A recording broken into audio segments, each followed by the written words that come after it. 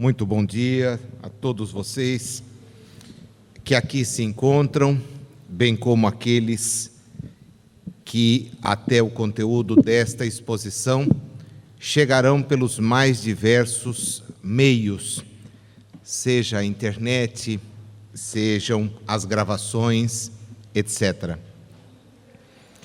Há certas questões do Livro dos Espíritos que nos demandam um esforço muito grande de estudo e de reflexão. Parecem, à primeira vista, simples, mas nós vamos nos dando conta, na medida em que delas nos aproximamos, que efetivamente elas trazem pontos que demandam muita reflexão da nossa parte.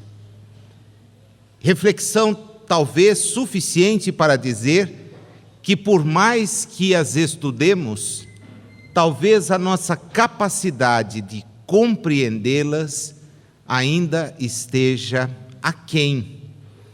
E por isto, e em antecipação, peço desculpas, porque as questões que temos pela frente no dia de hoje, que falam acerca dos mundos transitórios, 234 e seguintes, estão no rol daquelas que nos fazem parar e pensar.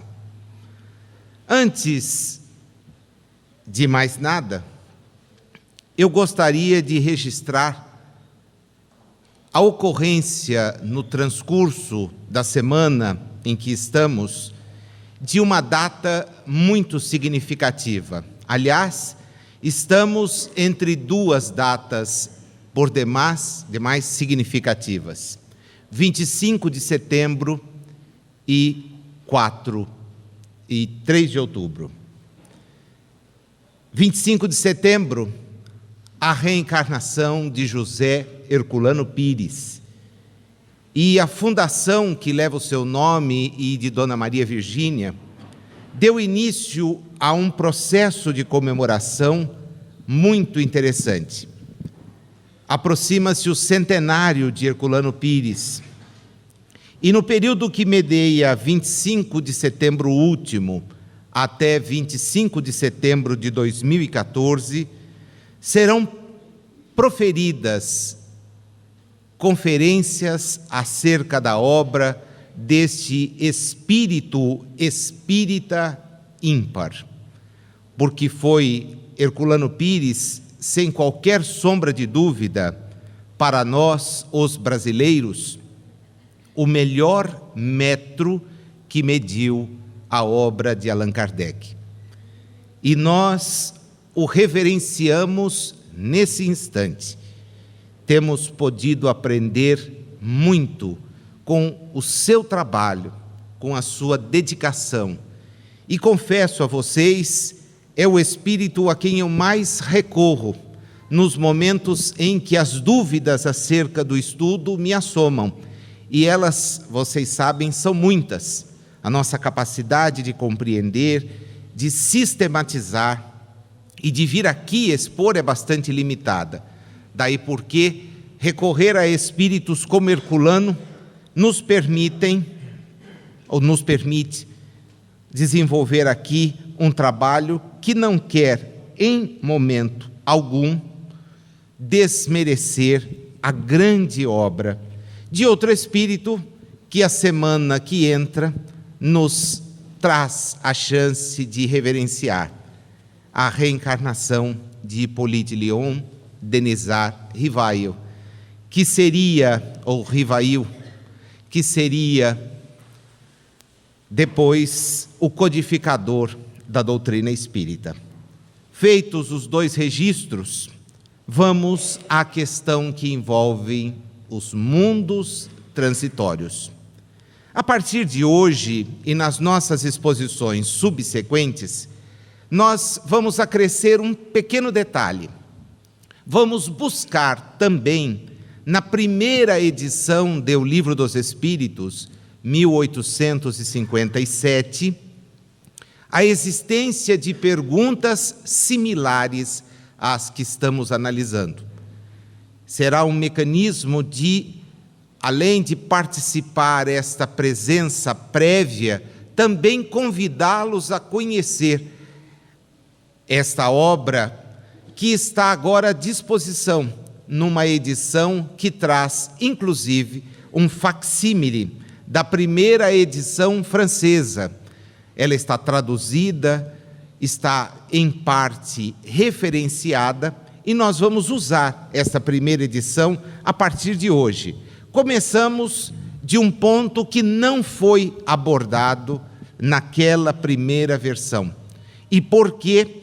Porque as questões que vamos estudar hoje, elas surgem a partir de 2 diálogos que estão contidos na Revista Espírita, no ano de 1859. São 2 diálogos, o primeiro, que Kardec, na Sociedade Parisiense, travou com 2 espíritos musicistas, músicos conhecidos na realidade encarnatória. E a segunda, de uma interrogação que ele faz a Santo Agostinho a partir das dúvidas que surgem daquela conversa. O primeiro diálogo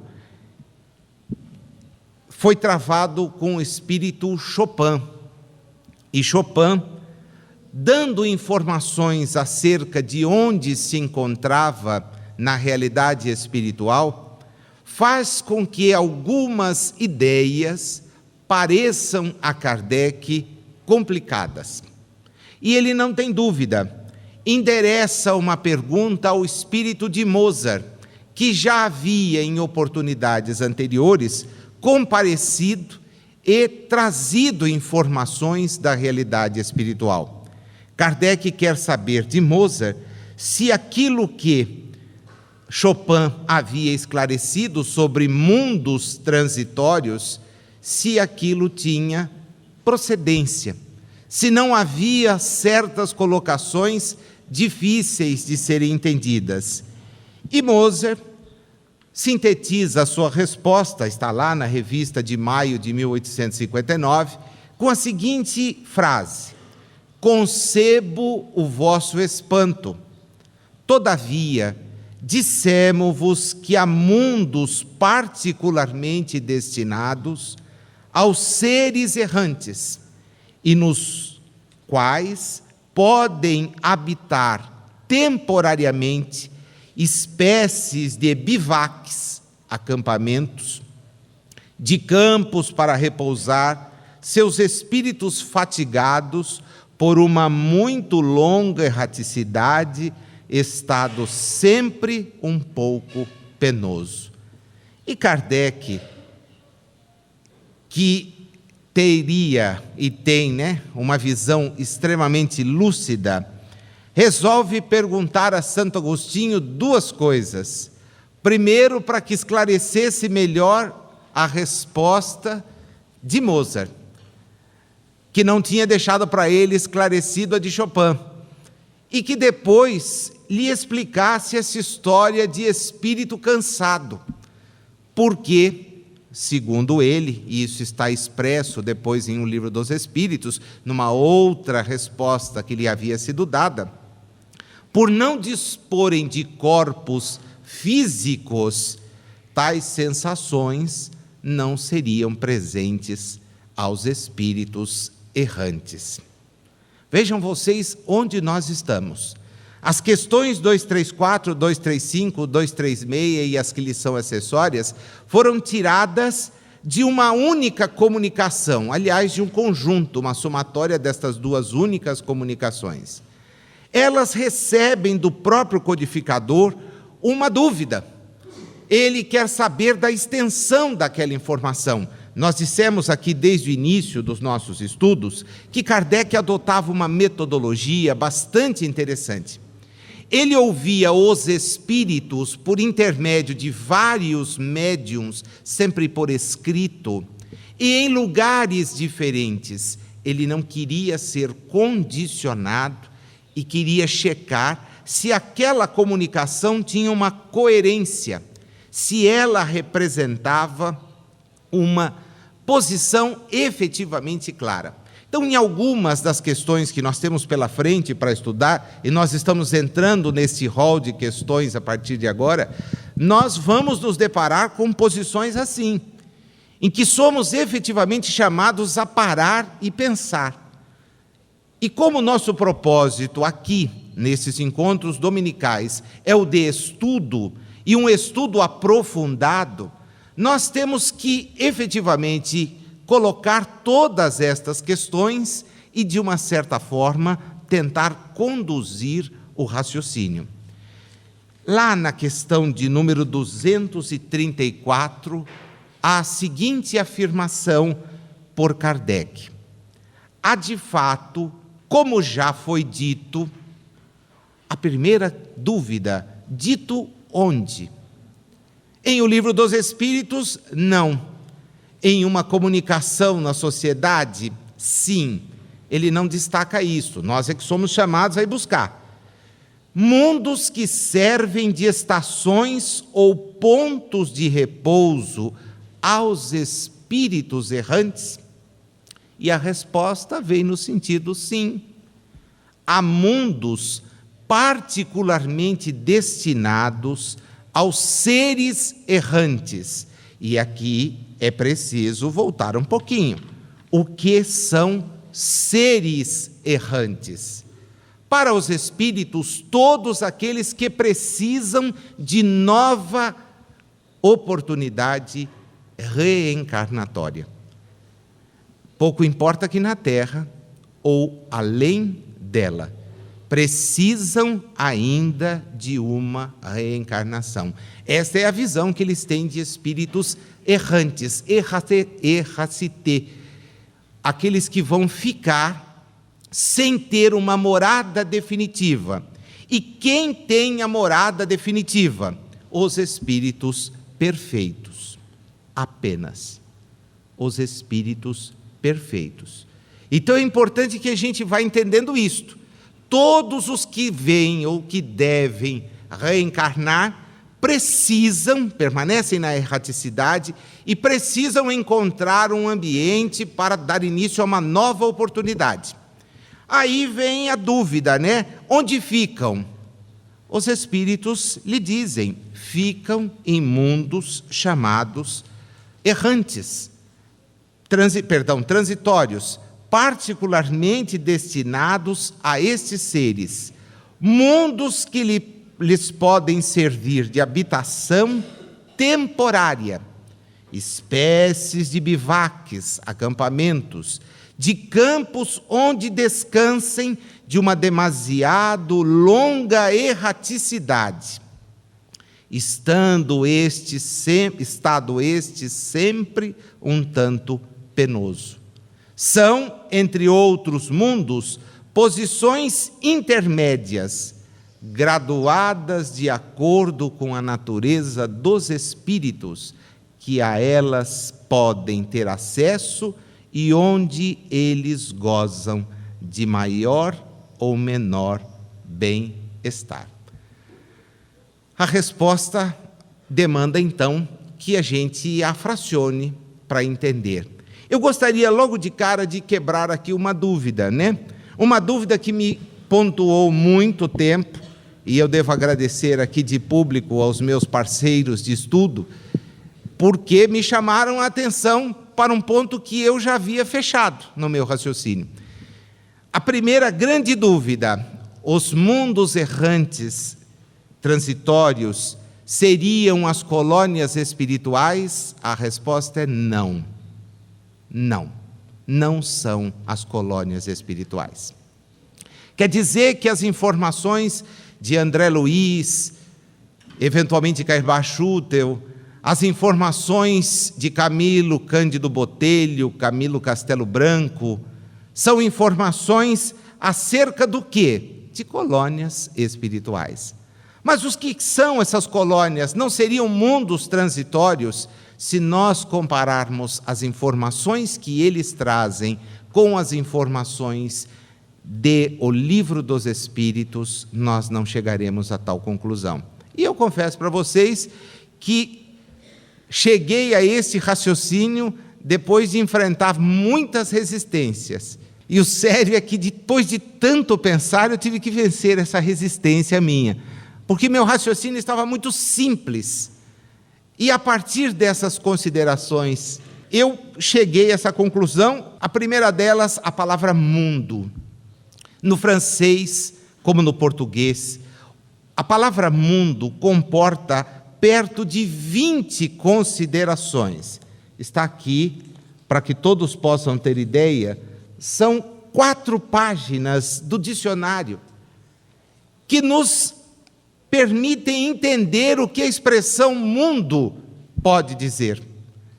E dentro desta característica, nós vamos encontrar, desde a nossa visão tacanha, o conjunto de seres que está aqui na Terra, até amplitude de considerações que levem em conta uma série de corpos que estão no universo, sem que nós restringamos esta visão.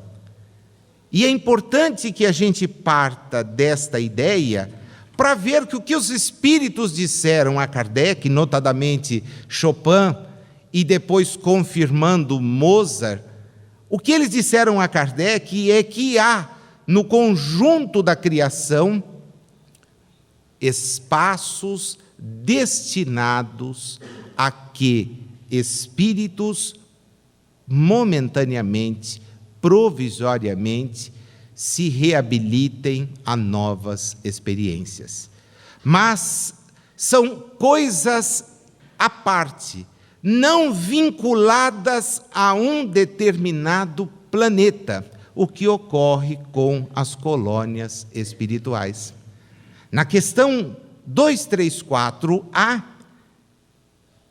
a pergunta feita: os espíritos que estão nesses lugares podem deixá-los livremente? E dizem os espíritos, sim. Os espíritos que se encontram nesses mundos podem deixá-los a fim de irem para onde desejam, onde devam ir.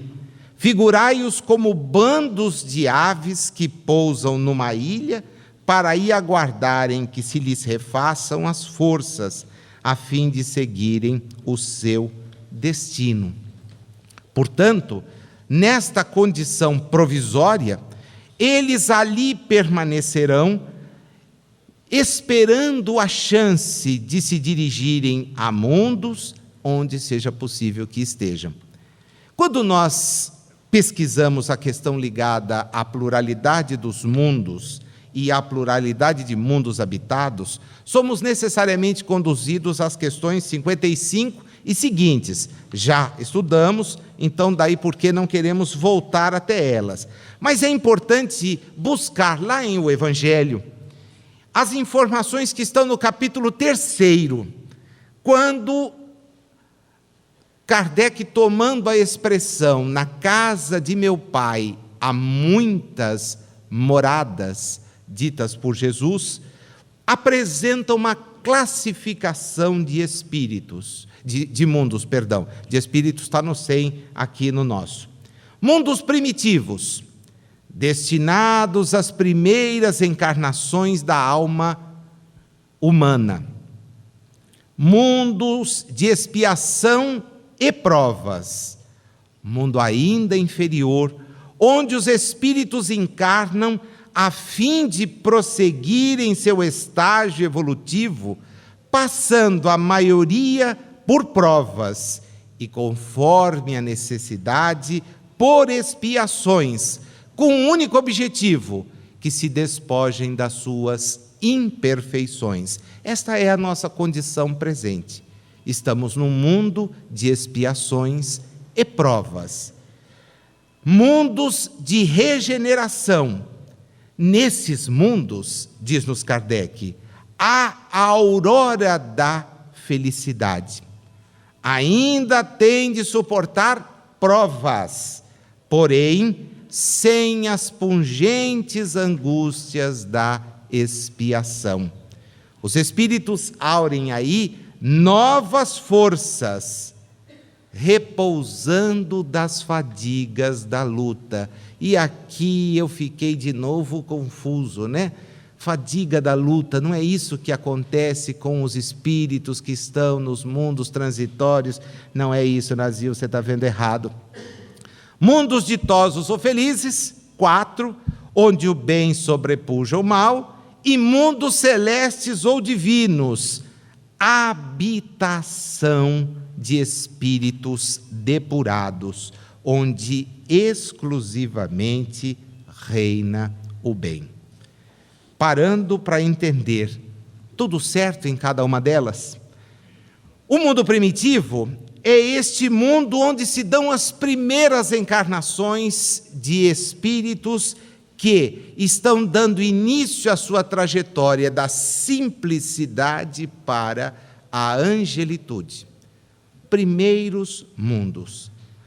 Podem revestir a forma humana, com evidência, sim, podem revestir esta forma humana, mas têm os instintos mais predominantes, uma vida instintiva, ainda estão longe de noções relativamente à beleza, à justiça. É o início da trajetória, a força bruta, aquela que faz com que os espíritos, então, nesta luta contra tudo que lhes é adverso à própria condição em que estão, dão início ao passo seguinte. Vão ficar ali por um estágio e, de repente, serão conduzidos, terão abertas as portas a um mundo como o nosso, onde nós temos que reconhecer o bem ainda está longe de imperar. Basta que a gente acompanhe as notícias, às vezes com um caráter até de depressão, né? Elas nos deprimem, porque nós nos deparamos com situações em que ficamos chocados. Como é que as pessoas adotam comportamentos assim, tão amargos, tão duros? Já é um sinal para nós positivo, mas ainda estamos longe de entender o sentido do que vem adiante e que poderemos usufruir graças ao nosso esforço. Temos uma pálida ideia. Lá em o Evangelho, no item de número 11 desse capítulo 3º, Santo Agostinho diz o seguinte: no mundo como a terra, precisais do mal para sentirdes o bem, da noite para admirardes a luz, da doença para apreciardes a saúde. Vamos pensar um pouquinho nisso? Em voz coletiva, em voz alta?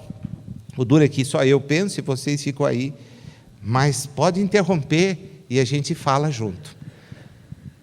Precisais do mal para sentir ou valorizar o bem. Qual é a segunda entrada? Da noite para sentir o valor da luz e da dor para entender e valorizar a saúde. Dá para a gente entender o contexto em que nós estamos? Este é o contexto em que nós nos encontramos enquanto espíritos. Nós ainda estamos distante de entender o benefício que esses 3 fatores aí postos podem nos trazer. Mas ao experimentarmos o contrário do que eles estampam, nós, de certa forma, somos impulsionados a nos melhorar. Às vezes, vamos guardar a lembrança de quanto deixamos de valorizar, por exemplo, a saúde.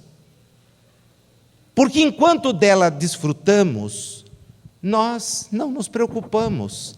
nem em valorizá-la, nem em cultivá-la. Mas vem a dor, e o primeiro sentimento que expressamos, corrijam-me, por favor, é o sentimento de revolta. Por que que nós perdemos? E às vezes a gente até se compara ao vizinho. Nossa, mas eu sou tão bom, e o vizinho é sadio, e eu estou doente? Por que isso? Escuta aí, você aí de cima. Como é que é essa coisa? Como é que funciona?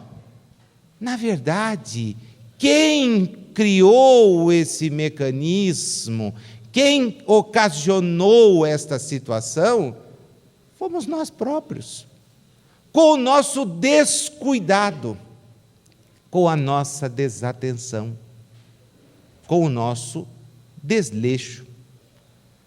Da mesma maneira, como aprendemos a valorizar a presença da luz diante da escuridão, diante da ausência de sabermos como poderemos nos guiar. E a gente que sente um pavor imenso na escuridão, é incapaz até de dormir no escuro, esquecendo-se, como dizia o Raul Teixeira, que há espíritos que gostam do escuro. E o sujeito, então, quando apaga, gostam da luz, né? E quando dorme de luz acesa, os espíritos ali vêm. Ele conta que havia uma professora lá no Rio de Janeiro, que, sabendo que ele era expositor espírita e desses claríssimos, né? Um dia disse assim: Raul, como é que eu faço? Eu tenho medo de dormir no escuro. Os espíritos vêm, ele disse: vem, minha irmã, porque assim como você acende a luz, há espíritos que também têm medo do escuro e aproveitam para entrar no quarto. E ela ficou apavorada. Disse: bom, então agora, Raul, eu vou dormir de luz apagada. Ele falou: também, irmã, aqueles que gostam do escurinho. E aí, como é que eu faço? Não faça, né? Durma. Aproveite que você vai dormir, não se preocupa com isto, né? Por quê? Porque nós vivemos, na realidade, irmanados com o mundo espírita, o mundo dos espíritos. E é impossível, né? Mas em mundo como o nosso, essas características são marcantes. Então, certos comportamentos já estão nos dando essa ideia que Santo Agostinho aponta. Nós já começamos a valorizar, por exemplo, o bem, ficando tristes com a prática do mal. O importante será quando todos evitarmos praticar o mal. E não é nas ações, como a gente tem tanto insistido aqui, mas até no pensamento. Mundos regeneradores. Santo Agostinho continua, itens 17 e 18 do mesmo capítulo. Nestes mundos ainda não existe a felicidade perfeita. Os espíritos estão começando a sair, é a aurora da felicidade. O homem lá ainda está sujeito às vicissitudes reencarnatórias, não existem seres completamente desmaterializados, ainda tem de suportar provas. Agora, a vantagem é que, comparado com a Terra, esses mundos são tão ditosos que qualquer um de vocês ficaria feliz se pudesse mudar agora de onde está para mundos assim. Informam-nos os espíritos que a Terra está fazendo este progresso, que ela está deixando a sua condição de mundo de expiações e provas para mundo regenerado. E quando isto se der, nós estaremos alterando a nossa situação enquanto espíritos. E os que não conseguirem, bem, os que não conseguirem não terão condições de aí permanecer. Leiam, como tarefa da tarde, o final de A Gênese, quando Kardec fala da geração nova, a geração que há de ocupar um mundo em estágio assim. Por fim, vem os mundos ditosos ou felizes, em que a gente estará numa condição superior, né? Até chegar lá, nós não teremos que enfrentar mais resistência da matéria, seremos espíritos que já não precisarão se submeter às vicissitudes, porque teremos melhorado bastante, já estaremos bem avançados, mas é o fim? Não. Acima disso, há mundos denominados mundos celestes, aos quais apenas os espíritos puros têm acesso. Aqueles espíritos que já não mais demandam qualquer tipo de prova, qualquer tipo, já são espíritos realizados. Percebam a racionalidade espírita, né? Ninguém chega lá porque foi destinado para lá a parte dos outros, a par dos outros. Não, todos tiveram que fazer o caminho para chegar até lá. Então, o que lhes desejo é que nos encontremos nesses mundos celestes. É bem verdade que, da minha parte, devo demandar aí alguns bilhões de anos, mas quando vocês lá estiverem, não se esqueçam de mim. Mandem vibrações e digam: olha, perdido ainda no mundinho lá atrás, está o Nazil, lembra do Nazil? Lembro, então olha aqui uma vibração para você. E eu, quando levantar às 4 da manhã para estudar, nossa, conheço esse camarada, era lá do centro, né? Não se esqueça de fazer isso por mim, é uma caridade, tá bom? Na questão de número 200, alguma dúvida? Não, né? Podemos seguir na 235. Nós estamos falando, então, de que espécie de mundos transitórios? Quais são esses? Os intermediários entre estas circunstâncias. Os intermediários que permitem aos espíritos voltar para recomeçar, porque só não estão nesta condição de erraticidade, de depender destes mundos, os que estão em mundos do último estágio. Aqueles que já chegaram porque cumpriram todo o seu processo de aperfeiçoamento. Já estão na condição de se transformarem em emissários divinos. Irão para outros mundos, para outras situações, conduzir espíritos para que eles também ali cheguem. É toda uma racionalidade, diferentemente da visão que nos diz assim: basta uma existência na terra para ser conduzido ao céu. Ainda que às vezes tal condução se faça, por exemplo, como alguns pensam, em detrimento da felicidade de outros, provocando a desgraça em outros. Isto abriria as portas de um paraíso. É uma visão equivocada. Uma visão que toma Deus por uma criatura comezinha, que aprecia certas criaturas em detrimento de outras. Esta não é a visão que a doutrina espírita vem nos trazer. Vem falar da racionalidade, mas ao mesmo tempo vem nos lembrar que não é fácil. Enquanto permanecem nos mundos transitórios, os espíritos progridem? Insistem os que respondem sim. Os que vão a tais mundos levam o objetivo de se instruírem e de poderem mais facilmente obter permissão para passar a outros lugares melhores. A abertura do Livro dos Espíritos traz-nos duas advertências. Espíritas, amai-vos. A segunda? Não ouvi? Como é que é? A instrução. Os espíritos que buscam estes mundos provisórios, transitórios, vão em busca da instrução acerca do que nós já temos. Eu costumo dizer, e agora estou ficando até repetitivo, é a idade? Não, é a vontade mesmo de marcar isto. Nós já temos chance aqui, enquanto encarnados, de ter esta instrução. Está em nós obtê-la.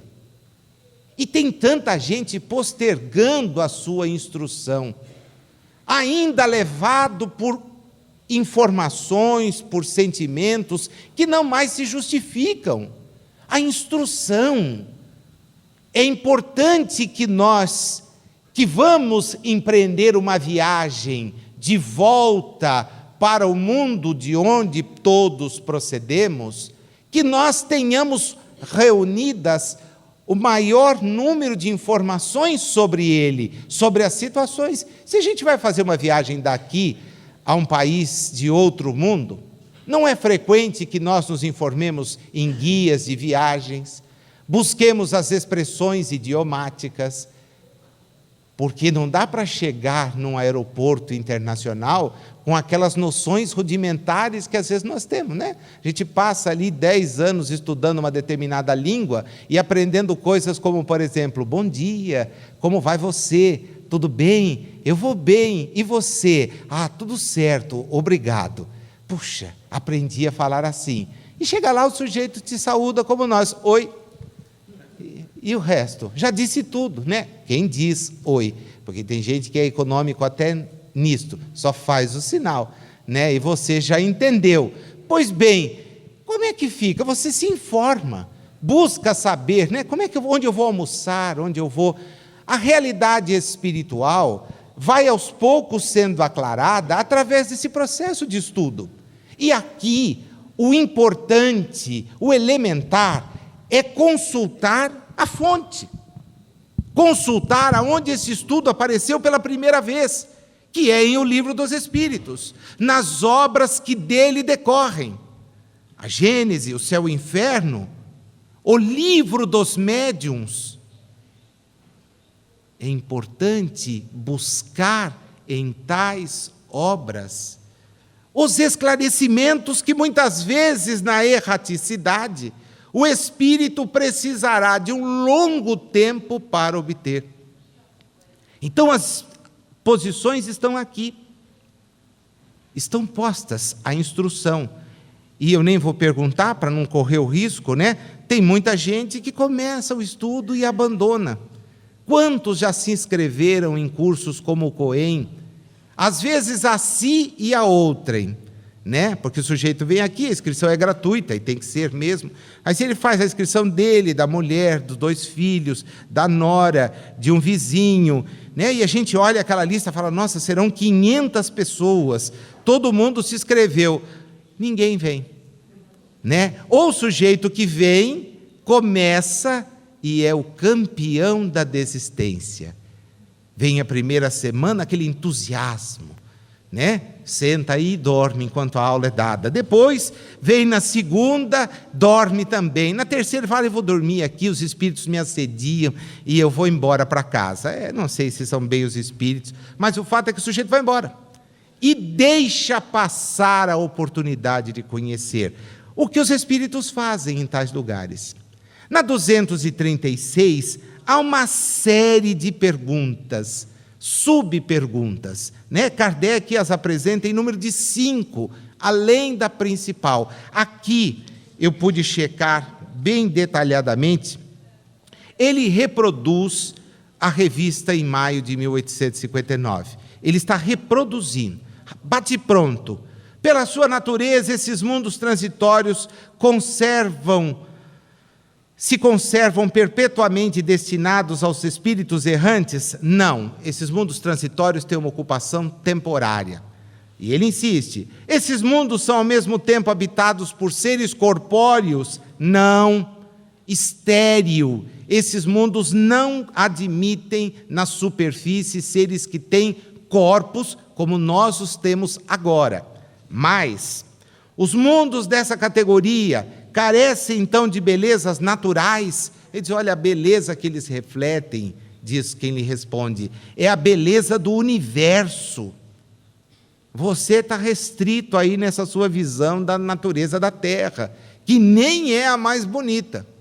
Mas, sendo transitório o estado de semelhantes mundos, a Terra já foi um dia assim?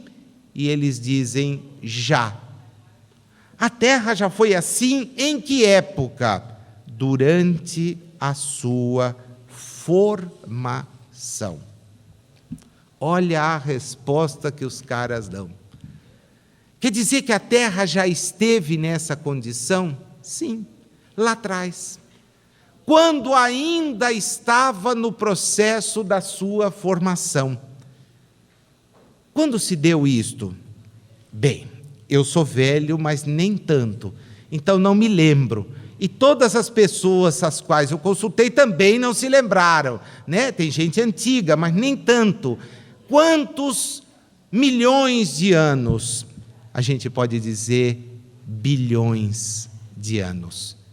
Há bilhões de anos atrás, enquanto a superfície incandescente do globo dava início a esse processo de resfriamento, hábil para receber espíritos que mais tarde fariam aqui a sua trajetória.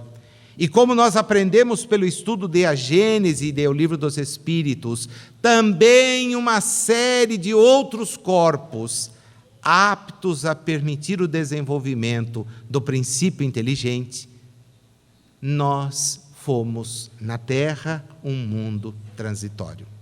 Lá atrás. Aí está a chave, então, para que as colônias espirituais não sejam os mundos transitórios. Porque quando a Terra o foi, há muito tempo atrás, nós aqui tínhamos espíritos que talvez estivessem se preparando para reencarnar na Terra, e não nas condições que as colônias hoje descrevem. Porque o primeiro estágio que a Terra cumpriria no processo da sua formação era o de mundo primitivo. E as colônias, da forma como são retratadas, representam aglomerações de espíritos que já têm em relação à Terra um programa e que se agrupam para poder facilitar a sua volta em tais experiências. Agradeço, então, ao alerta, porque meu raciocínio fechava antes disso. E foi graças ao alerta que eu permaneci. O comentário que Kardec nos faz a partir de agora é um comentário bastante extenso, mas que nos ajuda a refletir e a entender. A primeira grande ideia: nada é inútil na natureza. Tudo tem um fim. Tudo tem uma destinação. E olha, aqui a gente tem um aprendizado a desenvolver imenso. Imenso. Porque muitas vezes, vivendo na natureza, nós achamos que certas coisas que estão ao nosso lado para nada servem. Não têm a menor utilidade. E podem ser por nós agredidas, desgastadas, jogadas ao longe. É necessário criar esta ideia, que vai aos poucos se maturando. Mas, em nada há o vazio, a segunda grande ideia que ele trabalha. Tudo é habitado, a vida em toda parte. Então a gente olha para a noite no céu e diz: puxa, há um vazio imenso. Há o que nós não conseguimos enxergar. Isto sim, mas não há vazio. Mas, durante a sucessão dos séculos, a Terra, desde que o homem nela apareceu, experimentou as chamadas transições das camadas geológicas, para a formação dos primeiros seres orgânicos. E tudo isto representa o cuidado da providência em criar mecanismos, condições para que as formas evolutivas aconteçam. Mais à frente, aqui neste grande capítulo, nós ainda estudaremos a questão dos 3 reinos, outra dessas, como a de hoje, né? Que não dá nem piada, porque às vezes a gente tem uma brincadeira, coisa que não dá, é tão sério parar e pensar, que não comporta nem essas colocações, para aliviar a exposição, né? Quem faz a exposição aqui fica: será que o pessoal está entendendo? Não está? Posso contar alguma coisa? Mas vou contar o quê, né? Daqui não tenho o que contar. É pauleira mesmo. Estudo. Quis Deus, diz-nos Kardec, que tudo servisse para alguma coisa, e assim criou uma grande solidariedade. Quem ousaria, pergunta-se ele, afirmar que entre os milhares de mundos que giram na imensidade, um só, um dos menores, perdido no seio da multidão infinita deles, goza do privilégio exclusivo de ser povoado? A nossa visão na Terra já afirmou isto. E cientistas que ousaram dizer que a Terra não era o centro do universo, arderam na fogueira. E ainda hoje, nos encontramos com criaturas que tentam demonstrar que a Terra é a razão de tudo. E num egoísmo, num orgulho infundado, afirmam que nós estamos no centro das coisas e que Deus é nosso. E mais, que é nosso, né? É só aqui do meu cantinho, nada a ver com o cantinho aqui, é só aqui da minha atividade, da minha religiosidade. E não é assim. Mas Deus não criou os mundos para recrearem as nossas vistas. Suposição absurda, incompatível com a sabedoria. Daí, meus amigos, que eu começo a me encaminhar para o final. E peço desculpas de novo, né? E vou tentar fazer isto com uma sequência de perguntas. Sabe aquela aula em que você fica preocupado se o aluno entendeu? Porque se cair isso aqui na prova, o sujeito vai me dizer assim, Nazil, e o que eu respondo? Não pode ser não sei, como disse o professor. Tem que ser sério. Separei, então, 5 questões. Primeira questão. O que são mundos transitórios e a que se destinam? A resposta óbvia. Mundos transitórios são destinados a seres errantes. Dá para responder isso na prova? Vai ter dúvida? Nazil, mas e o que é ser errante? Aí essa você já aprendeu. É aquele que aguarda uma oportunidade de reencarnar.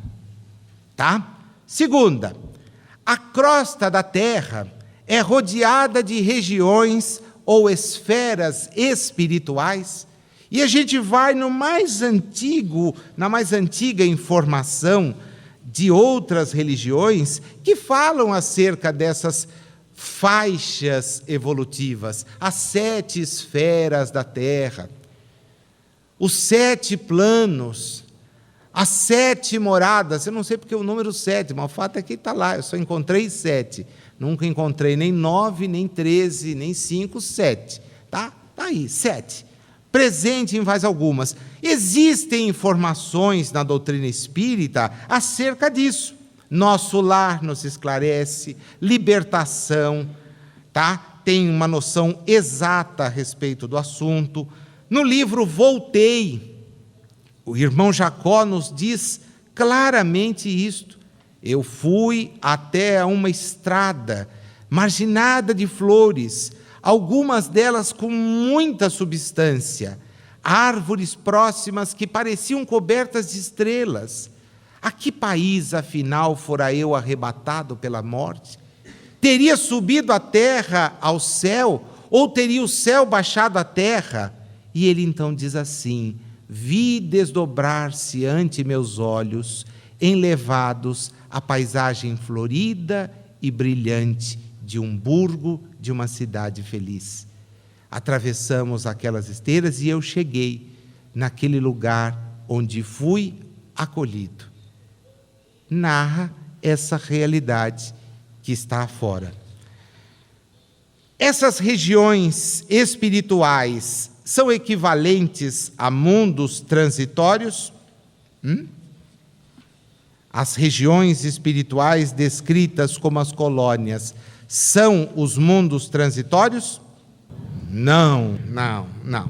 Agora a gente pode dizer não, né? não são. Por que, Nazil? Olha, por causa de tudo que nós examinamos.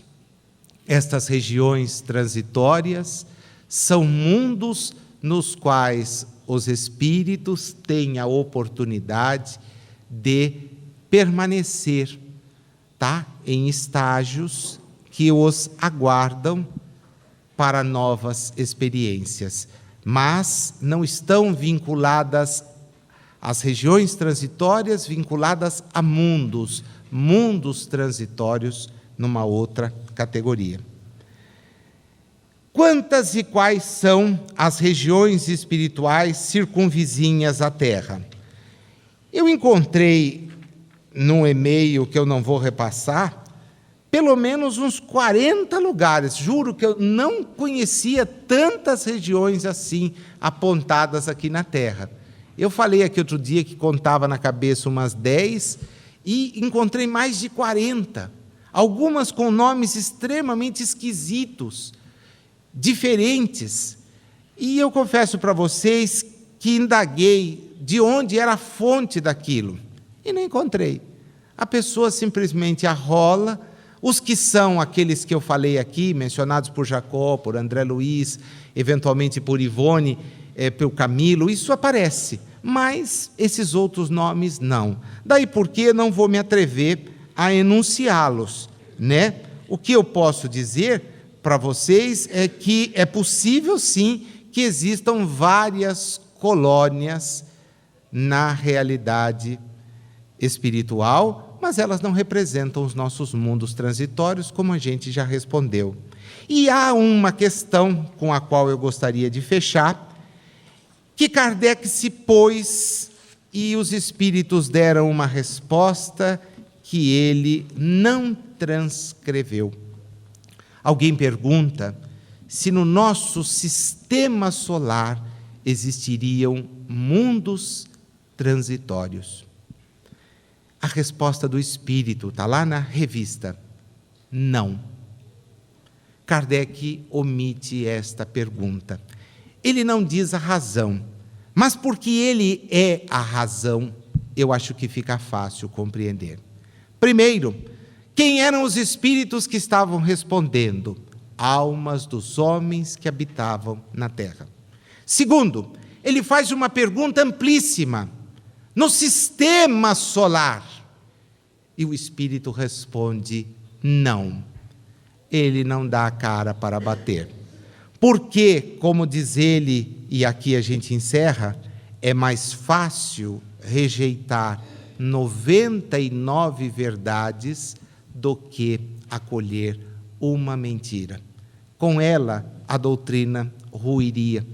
E se amanhã chegasse a informação da existência de mundos assim, como ficaria?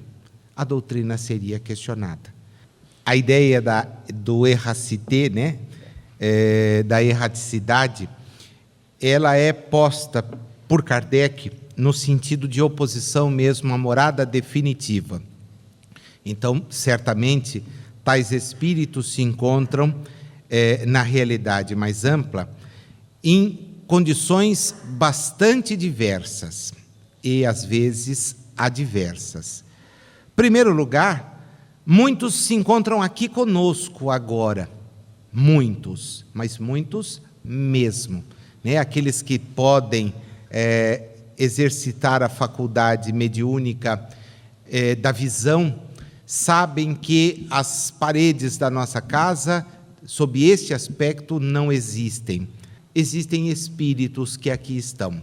Então, estes, às vezes, estão nas nossas casas, estão perambulando nas ruas, instituindo discórdias, alimentando concórdias, muito próximos. Considerando esta distinção, erraticidade e fixação, só estão fixos os que estão em mundos superiores celestes. Os demais estão nesta situação. Isto não significa que a erracidade seja esse perambular. É bem possível que isto ocorra, mas é possível que estejam aglomerados, reunidos em grupos, formando estes ambientes como o nosso lar. como Alvorada Nova, como a Colônia Esperança, que são pontos em que espíritos afins se aglomeram para promover este estudo, esta preparação, seja para novas oportunidades aqui na própria Terra, no caso destas colônias, seja para também preparar a saída de espíritos das realidades da Terra para realidades de outros mundos, notadamente mundos, vamos imaginar, numa situação melhor do que a nossa. Portanto, este intercâmbio, o sentido aqui do mundo transitório é realmente um mundo como o da Terra, não uma colônia vinculada à Terra. Aqueles espíritos, pois, que estão na realidade nossa, 20 bilhões, dos quais 7 e pouco estão aqui encarnados e os demais fora da matéria, densa, né? A matéria perispiritual, esses espíritos, então, podem estar reunidos em grupos assim, podem estar em colônias correcionais, podem estar em lugares expiatórios, podem estar em grupos de atividades ligadas a casas como a nossa e por aí afora. Eu acho que é no livro da Egorina, eu precisaria lembrar, na Cidade do Além, capítulo 4, Cidade no Além, capítulo 4, existe a descrição dessas coisas. Ela fala, se a memória não me trai, em 7 umbrais, né? Desde o umbral grosso até a chamada abóboda pré-estelar. Eu precisaria confirmar isso. Egorina Cunha, Cidade no Além, se a memória não falhar, o capítulo é de número 4, tá? Há essa descrição dessas esferas. Desculpa pela hora, obrigado, gente.